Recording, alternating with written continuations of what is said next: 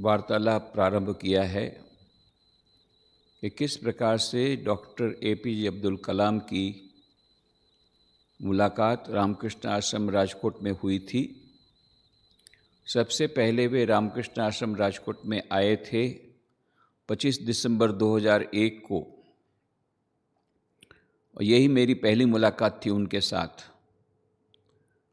और फिर किस प्रकार से उन्होंने मंदिर में ध्यान किया और गहरे ध्यान में वे मग्न हो गए, ये सब बातें हमने की थी। और बाद में 3 बार उन्होंने सामने से मुझे फ़ोन किया पोरबंदर आने के बारे में, और फिर उनकी विज़िट फिक्स हुई और फिर पोरबंदर आए, उसकी बात हम कर रहे थे। तो डॉक्टर कलाम ने इग्नाइटेड माइंड्स नाम की किताब है, जिसकी कई भाषाओं में जिसका अनुवाद हो चुका है। Ignited minds unleashing the power within India, APJ Abdul Kalam, ये पुस्तक है। और इसमें पेज 84 में भी लिखते हैं, I was at Christ College, Rajkot, getting ready for a function there when there was a call from Swami Nikhileshwarananda of the Ramakrishna Mission. Swamiji requested me to visit his ashrama. I had to agree. After the function at Christ College, I rushed to the ashrama. It was the time for the evening bhajan, and so touched was I by the singers' serene invocation that I sat down with them for nearly 15 minutes lost in meditation. ये शब्द उन्होंने व्यवहार किया है, lost in meditation.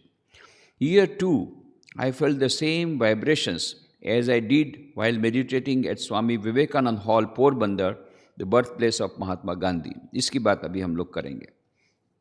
तो फिर मैंने जैसा कहा 13 फरवरी 2002 को मैं और डॉक्टर कलाम राजकोट से कार के द्वारा पोरबंदर जाने के लिए रवाना हुए।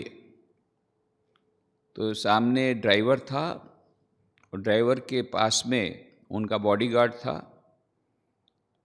वो उस समय भी भारत रत्न थे, इतना ही नहीं, क्योंकि वे सैटेलाइट टेक्नोलॉजी और मिसाइल मैन थे, इसलिए उनको उस समय भी Z+ कैटेगरी की वो सिक्योरिटी दी गई थी, इसलिए वो सिक्योरिटी वाला था साथ में। तो वो सिक्योरिटी वाला सामने बैठा था फ्रंट में ड्राइवर के पास, और मैं और डॉक्टर कलाम बैक साइड में थे। हम लोग केवल 2 ही थे।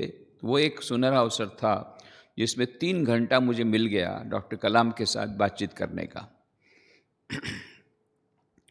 तो पहले ही डॉक्टर कलाम से जैसी कार प्रारंभ हुई, मैंने पहले डॉक्टर कलाम को बताया कि जिस स्कूल का उद्घाटन आप करने वाले हैं आज वहाँ पोरबंदर में, उसका इतिहास दिया, किस प्रकार से भूकंप में बहुत सारी स्कूलें गिर गई थी, बहुत सारा नुकसान हुआ था गुजरात में, और जैसा कि परंपरा है रामकृष्ण मिशन की, तुरंत हम लोगों ने रिलीफ वर्क शुरू कर दिया और 3 करोड़ रुपए से हम लोगों ने प्राइमरी रिलीफ किया, और बाद में 17 करोड़ रुपीज़ के प्रोजेक्ट से हम लोगों ने 81 स्कूल बिल्डिंग बनाई, 81 स्कूल बिल्डिंग। ये सब सब सरकार ने हमको अनुरोध किया कि हमारी बिल्डिंग गिर गई है, आप बना दीजिए, और 50% हम देंगे, 50% आप दीजिए, और यदि आप 100% देते हैं तो आप उस स्कूल का नाम जो भी रखना चाहे आप रख सकते हैं।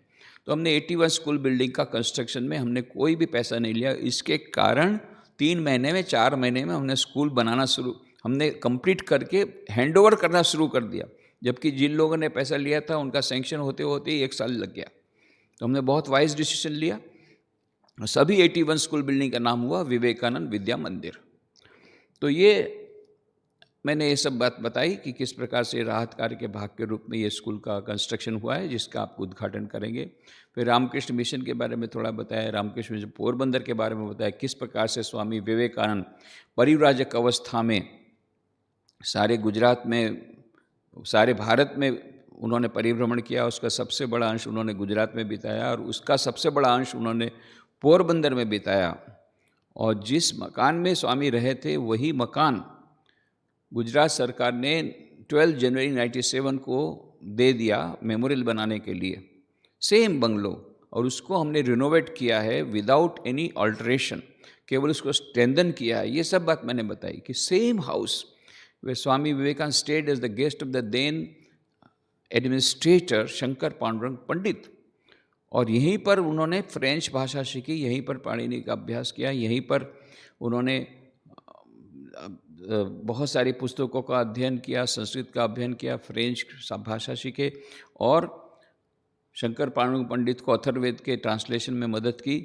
ये सब बात मैंने बताई कि what is the historical importance of Porbandar centre of Ramakrishna Mission, what are the activities of Ramakrishna Mission in general and of Porbandar in particular, और ये क्यों हमने ये स्कूल बिल्डिंग्स बनाई थी, क्योंकि इस प्रकार से गिर गई थी, और इस प्रकार से हमने कंस्ट्रक्शन के इस प्रकार से प्री फैब्रिकेशन टेक्नोलॉजी, एक न्यू टेक्नोलॉजी के द्वारा 2 महीने में हमने कंस्ट्रक्शन कंप्लीट करके ये हमने दे दिया।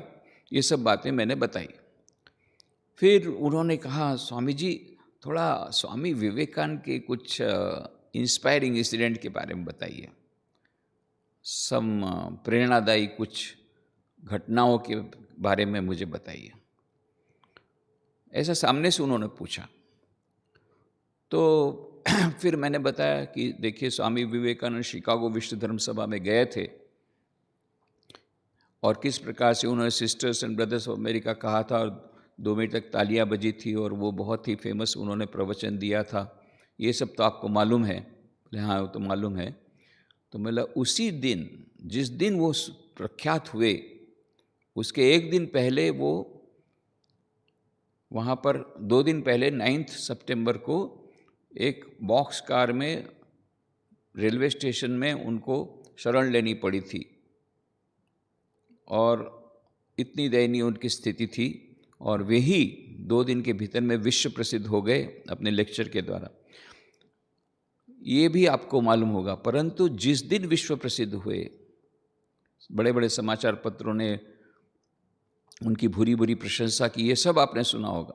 पर जिस दिन वो विश्व प्रसिद्ध हुए, उसी दिन रात को सारी रात वो सोए नहीं, और जो उनके होस्ट थे उनको लगा कि हमारी कुछ गलती हुई होगी, जिसके कारण स्वामी जी वहाँ पलंग पर नहीं लेटे हुए, नीचे फर्श पर वे लेटे हुए हैं, और फर्श पूरी गीली हो गई आंसुओं से। और तब उन्होंने कहा कि क्या हमने यह जो आपको जो सुविधा दी है उसमें कुछ कमी रह गई क्या, तो हमें माफ़ कीजिए। बोले नहीं नहीं नहीं, आपकी सुविधा में कमी नहीं है, आपकी सुविधा इतनी अधिक अच्छी है कि ऐसी सुविधा मैंने कभी भारत में देखी ही नहीं। और तब मेरे मन में आया कि हमारे देश के गरीब लोगों को 2 जून खाना भी नहीं जुटता है।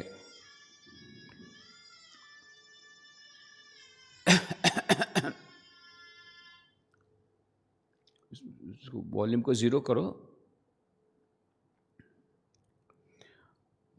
तो 2 जून खाना भी नहीं जुटता है,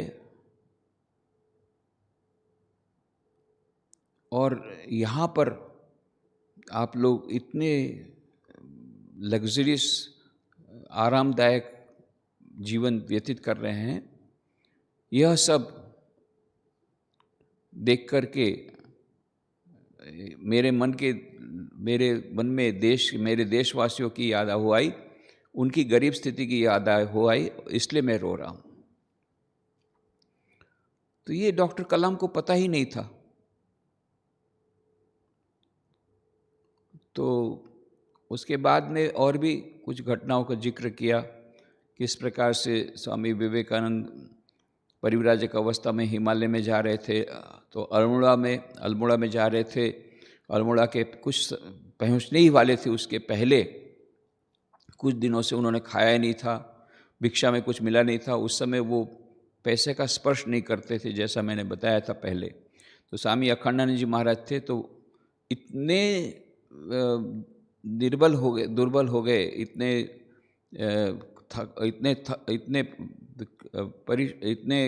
थक गए थे कि वो गिर पड़े, लगभग बेहोश हालत में। तब स्वामी अखंडानंद जी महाराज पानी लेने के लिए कहीं गए, पानी की खोज में। उसी समय पास में ही एक ग्रेवयार्ड था, एक कब्रिस्तान था, वो कब्रिस्तान का जो वॉचमैन था वो मुस्लिम था। वो वहाँ पर आया, देखा कि इस प्रकार से एक सन्यासी पड़ा हुआ है, तो उसने जब देखा तो इशारे से स्वामी जी ने कहा कि कुछ खाने को दो। तो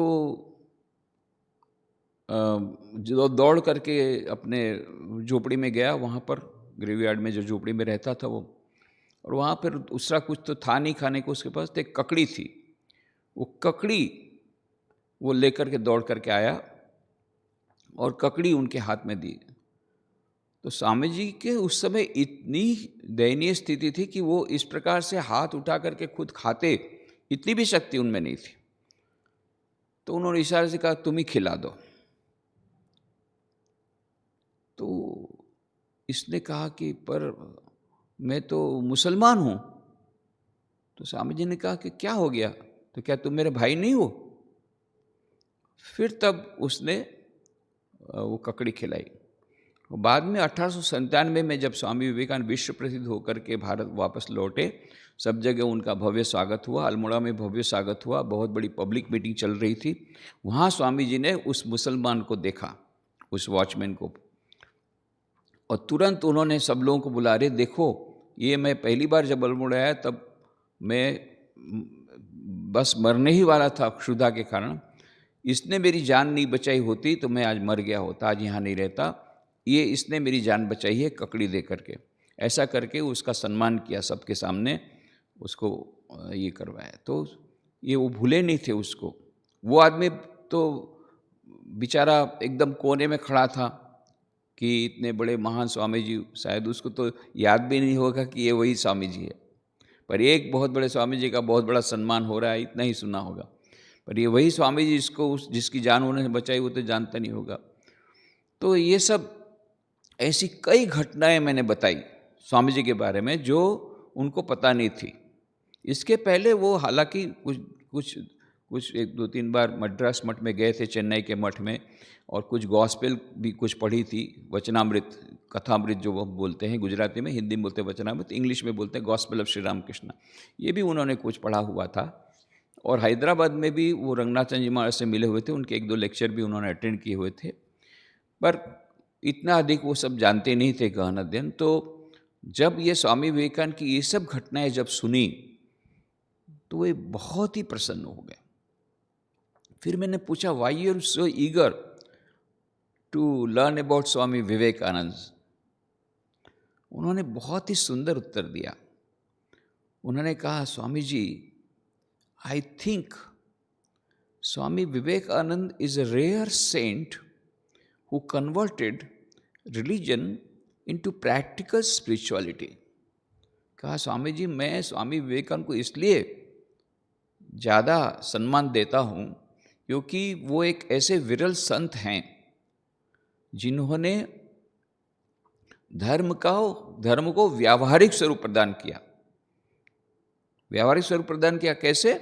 क्योंकि उन्होंने ये नहीं कहा कि केवल मंदिर में जाओ पूजा पाठ करो, परंतु उन्होंने ये कहा कि दरिद्र नारायण की सेवा करो, रोगी नारायण की सेवा करो। ये सब जो उन्होंने कहा, ये सब प्रैक्टिकल रिलीजन की बात कही है, और देश सेवा की बात कही है, समाज सेवा की बात कही है, गरीबों की सेवा की बात की है। ये जो एस्पेक्ट है वो डॉक्टर कलाम को ज़्यादा अच्छा लगा। तो उन्होंने कहा कि I respect him because he is a rare saint who converted religion to practical spirituality। उन्होंने धर्म को व्यावहारिक स्वरूप प्रदान किया, इसके लिए मैं उनके प्रति बहुत ही सम्मान रखता हूँ। फिर उन्होंने कहा अच्छा स्वामी जी, थोड़ा रामकृष्ण परमहंस की भी कुछ घटना बताइए ना। तो फिर मैंने रामकृष्ण परमहंस की कई घटनाएं बताई। पहले बताया किस प्रकार से रामकृष्ण परमहंस एक घोड़ा गाड़ी में जा रहे थे कलकत्ता की स्ट्रीट में, तो वहाँ पर एक जेरातला नाम की मस्जिद है। उस मस्जिद के पास से जब घोड़ा गाड़ी जा रही थी, श्री रामकृष्ण देव ने देखा एक फकीर प्रार्थना कर रहा है, बंदगी कर रहा है, और बोल रहा, और आँख में से आंसू जा रहे हैं, हे अल्लाह मुझे दर्शन दो, हे अल्लाह मुझे दर्शन दो। और उसकी आँख में से आंसू जा रहा है, प्रियतम प्यारे मुझे दर्शन दो, प्यारे मुझे दर्शन दो। ऐसा एक मुसलमान फकीर जेरातला मस्जिद के सामने वह प्रार्थना कर रहा है। श्री रामकृष्ण देव की नज़र उस तरफ गई, वो तुरंत घोड़ा गाड़ी से नीचे उतर करके दौड़ करके उसको गले लगा लिया और दोनों ये आनंद में रोने लग गए। ये घटना जब मैंने बताई डॉक्टर कलाम, उनको ये पता ही नहीं था ये घटना के बारे में। फिर मैंने बताया किस प्रकार से श्री रामकृष्ण देव ने विविध धर्मों की साधना की। इस्लाम धर्म की जब साधना कर रहे थे तो अपने कमरे के सभी देवी देवताओं के फ़ोटो को निकाल दिया। 5 बार बिल्कुल जैसे एक चुस्त मुस्लिम के समान 5 बार नमाज पढ़ते थे, उनके समान ही कपड़े पे पहनते थे, उनके समान ही उनके आचार विचार हो गया, उनका व्यवहार हो गया। ये भी उन्होंने कभी नहीं सुना था। और फिर किस प्रकार से उनको दक्षिणेश्वर के नीचे एक मुस्लिम दाढ़ी वाले ने उनको अपनी थाले से में से खाना खिलाया, शायद प्रोफेट मोहम्मद होंगे। ये भी उनको बताया कि किस प्रकार से उन्होंने बाद में कहा था कि इस्लाम धर्म भी उस परम सत्य को पहुंचने का एक मार्ग है। फिर किस प्रकार से उन्होंने ईसाई धर्म की साधना की, किस प्रकार से ईसाई धर्म की साधना के बाद में तब वो बाइबल पाठ करते थे। उस समय कुरान पाठ करते थे, अभी ईसाई धर्म के समय में बाइबल पाठ सुनते थे। और किस प्रकार से दक्षिणेश्वर के नीचे उनको ईसा मसीह के दर्शन हुए, ईसा मसीह भी उनके गले लग गए, उसमें अंतर्धान हो गए उनके शरीर में। ये सब बातें बताई तो उनको तो बहुत ही आश्चर्य हुआ कि इतने सभी धर्मों के, वो इतना ही जानते थे कि श्री रामकृष्ण देव सभी धर्मों को सम्मान करते थे, पर इतना अधिक जो इतने सब लोग धर्मों की उन्होंने साधना की थी उतना वो जानते नहीं थे। फिर उन्होंने पूछा, अच्छा क्या श्री रामकृष्ण देव ने क्या विवाह किया था? तो मैंने कहा विवाह तो किया था, पर वे आदर्श गृहस्थ थे और आदर्श सन्यासी थे, 2 में 1 स्वरूप उनका था। यद्यपि उन्होंने विवाह किया था फिर भी उन्होंने ब्रह्मचर्य का पालन किया और अपनी पत्नी को माँ के रूप में देखते थे। इतना ही नहीं, माँ शारदा देवी को उन्होंने विधिवत जगदम्बा मान करके षोडशी पूजा की थी 5 जून 1872 को। ये सब उनको बताया तो उनको आश्चर्य हुआ कि ऐसा भी हो सकता है कि कोई पति अपनी पत्नी की पूजा करे माँ के रूप में। एक तो वैसे भी किसी हिंदू के लिए भी ये सब सोचना बड़ा मुश्किल है, और किसी मुस्लिम के लिए जो उनकी कल्चर में तो ये सब है ही नहीं, उसके लिए तो कितना यह कल्पना कितनी दूर है कि एक पति अपनी पत्नी की पूजा करेगा जगदम्बा मान करके, सारी रात पूजा करेगा, उसको साष्टांग प्रणाम करके अपने पूरी साधना का फल उसको समर्पित कर देगा। वो तो एकदम आश्चर्यचकित रह गए। फिर उन्होंने कहा, अच्छा स्वामी जी थोड़ा माँ शारदा के बारे में बताइए। तो फिर माँ शारदा के बारे में बताया कि बाद में तो ये उनको उनमें मातृत्व की ऐसी स्थापना की कि माँ शारदा देवी को इस प्रकार से उनको ये मन में इच्छा थी कि मेरे तो संतान नहीं होगी। तब श्री रामकृष्ण देव ने उनको कहा था तुम्हारी इतनी संतान होगी, उनकी माँ को कहा था श्यामा सुंदरी देवी को कि तुम्हारी बेटी माँ शारदा को इतनी संतान होगी कि माँ सुनते सुनते हर परेशान हो जाएगी। और सचमुच में ऐसा हुआ। श्री रामकृष्ण के अंतर्धान होने के बाद श्री रामकृष्ण देव के जितने शिष्य थे, स्वामी विवेकानंद, स्वामी ब्रह्मानंद आदि, उनके गृहस्थ भक्त जितने थे आदि, साधु नाग माशे गिरीश चंद्र घोष आदि, ये सभी माँ को अपनी माँ मानने लगे। फिर स्वामी विवेकानंद जब निवेदिता को लाए, सिस्टर निवेदिता, मिस मेकला और मिसेज ओली बुल, ये सब अमेरिका और पाश्चात्य जितनी सारी, ये भी स्वामी माँ शारदा की शिष्य हो गई, माँ की शारदा की संतान हो गई। इस प्रकार से वो सारे जगत की माता बन गई। फिर मैंने वो प्रसंग सुनाया कि किस प्रकार से वो उनके मकान का, उनके गांव में एक मकान का मरम्मत हो रही थी। उस समय उन्होंने जो मजदूर रखे उसमें से एक मजदूर का नाम था अमजद। ये अमजद था, वो मुसलमान था और डाकू था, कई बार जेल भी हो आया था। तो कई लोगों ने कहा कि भाई इसको आप मत रखिए। उन्होंने कहा कि नहीं नहीं, उनके भी तो पेट है, यदि हम मजदूरी नहीं देंगे तो फिर डाकूगिरी करेगा। तो ये उनका ये मातृत्व था, तो उन्होंने रखा था। फिर इस प्रकार से जब दोपहर का समय हुआ तब सब लोगों ने कहा अमजद नीचे आओ, भोजन करो। पर अमजद बोलता था मैं बाद में आता हूँ। तब उन्होंने कहा अरे तुम्हारे लिए माँ ने नहीं खाया है तब तक। तो वापस आकर के उसने कहा माँ को, माँ तुम खा लेती, मैं बाद में खा लेता, उसमें क्या होता। तो माँ ने आंसू भरे नेत्रों से बोला, अरे अपने बेटे को बिना खिलाए क्या कोई माँ खाना खा सकती है? और अमजद की मुंह से, अमजद की आंखों से आंसू आ गए। अरे ये कैसी माँ है? मेरी सगी माँ जो है वो तो मुझसे घृणा करती कि डाकू है, जेल जाके आया है, मुझे हमेशा डांटती रहती है। ये कैसी माँ है, जानते हुए कि मैं जेल में से आया हूँ, मुझे इतना प्यार करती है, मेरे बिना खाएगी नहीं। वो तो आश्चर्यचकित हो गया कि इतनी माँ। और फिर वो तो माँ का इतना भक्त हो गया कि कहीं से भी कभी भी आता था तो कुछ न कुछ लेके आता था, ककड़ी वगैरह कुछ न कुछ लेके आता था ठाकुर की पूजा के लिए। तो जो भी हो, फिर बाद में उसको भोजन करने के जब बैठा तब वो नलिनी दीदी, नलिनी जो थी उनकी भतीजी, ये तो दूर दूर से फेंक के ताना दे रही थी। माँ ने कहा कि ऐसे खोने खिलाने से किसी का पेट भरता है, तो खुद अपने हाथ से दे दिया, परोस दिया।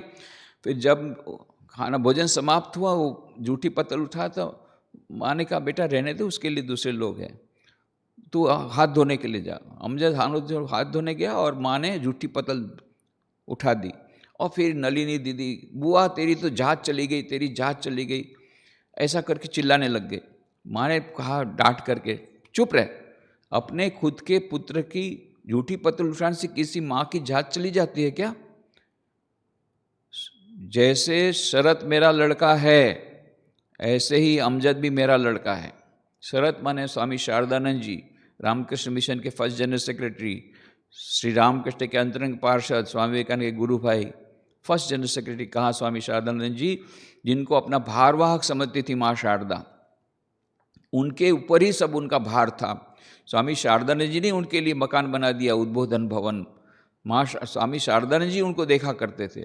कहाँ वो स्वामी शारदानंद जी, शरत महाराज, और कहाँ ये अमजद मुस्लिम डाकू। पर माँ की ममता के लिए दोनों एक थे। ये सब बातें मैंने कही कि किस प्रकार से माँ सबकी माँ थी और अमजद मुसलमान डाकू की सब कहानी बोली, ये सब कहानी कही। तो डॉक्टर कलाम आश्चर्यचकित रह गए और इतने अभिभूत हो गए। और अभी तो कुछ प्रश्न पूछने वाले हैं कि तो हमारी गाड़ी एकदम घुस गई पोरबंदर में, हमारे आश्रम के भीतर में। हम लोग को पता भी नहीं पड़ा कि 3 घंटा कैसे चला गया इस सब बातचीत में। और फिर जैसे ही गाड़ी अंदर घुसी, फिर उनको ले गए हम पोरबंदर में जो हमारा मंदिर है, मंदिर में दर्शन करने ले गए। वहाँ पर सभी धर्मों के सिंबल देख करके बहुत प्रसन्न हो गए वो। जितने सभी धर्मों के सिंबल हमने मंदिर में फ्रंट में ही रखे हैं। श्री रामकृष्ण, माँ शारदा देवी, स्वामी विवेकानंद के फोटो हैं और ऊपर में सभी विश्व के धर्मों के सिंबल हैं, प्रतीक हैं। वो देख करके बड़े खुश हुए। उसके बाद में हम लोग ले गए वहाँ पर स्वामी विवेकानंद जिस कमरे में रहते थे, उसको हम लोगों ने, ये वही मकान है, मेमोरियल मकान है, Swami Vivekananda memorial, Ramakrishna Mission Vivekananda memorial Porbandar. ये वही मकान है जिसमें कि स्वामी विवेकानंद खुद रहे थे। और भारत और गुजरात सरकार ने 12 जनवरी 1997 को, 1997 12 जनवरी को स्वामी विवेकानंद के बर्थडे पर हमको समर्पित किया है, लीज पर दिया है, 30 साल की लीज पर, 1 रुपये टोकन रेंट पर। तो ये वो मकान, तो वहाँ पर एक कमरा है जहाँ पर स्वामी जी खुद रहते थे, कई महीनों तक रहे, दीर्घ काल तक रहे, ऐसा 1 2 3 4 दिन नहीं, बहुत बड़ा समय तक रहे जैसे मैंने बताया। तो उसको हमने मेडिटेशन रूम बनाया। तो डॉक्टर कलाम आए, बैठे, तो फिर वही हुआ, बैठे तो बैठे, बस समाधि में चले गए। अब प्रॉब्लम हमको समस्या हुई, वहाँ पर उनको एक स्कूल का उद्घाटन करना था। अभी हम लोग 8:15 बजे निकले थे, 11:15 तो यही हो गया था। अब 11 बजे से ये लोग सब 3000 यूथ बैठे थे, इनॉग्रेशन का स्कूल का बिल्डिंग, और हमको पहुँचने भी तो 15 मिनट लगेगा। स्कूल तो बहुत नज़दीक है वहाँ से, भाव सिंह जी स्कूल का एक पार्ट था वो, तो आश्रम से तो 10-5 मिनट का ही ड्राइव, नॉट मच। परंतु 11 बजे से वो लोग बैठे हैं, क्या करें, फिर से उनको हिलाना पड़ा। Doctor Kalam getting late for the function, okay okay okay. फिर आकर के उनको थोड़ा चाय नाश्ता दे गया, तुरंत चले। फिर वहाँ जा कर के फिर 13 फरवरी 2002 की बात है ये, वहाँ जा कर के उन्होंने ये भाव सिंह जी हाई स्कूल का ये जो विवेकानंद विद्या मंदिर जो कि हमने बनाया था, उसका वो पोर्शन, ये उनका विवेकानंद विद्या मंदिर का उन्होंने उद्घाटन किया। दीप जला कर उद्घाटन किया और रिबन भी काटी, और फिर उन्होंने एक ट्री का एक पेड़ भी लगाया वहाँ पर।